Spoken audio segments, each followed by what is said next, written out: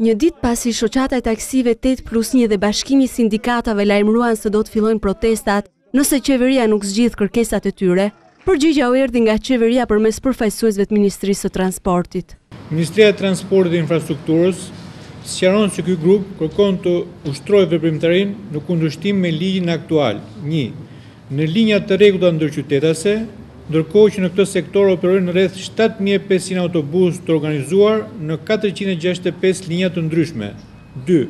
Pa taksimetër ose pa taksimetër në gjendje funksionale. 3.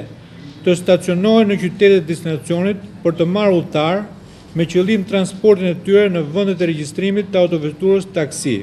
4. Të ndalojnë kudo që ndodhen në rrugë, qytet apo fshat për të marrë apo lënë udhëtar. E hapur për dialog, Ministria e Transportit u kujton taksive 8+1 mundësinë që kanë për të kërkuar të drejtat e tyre.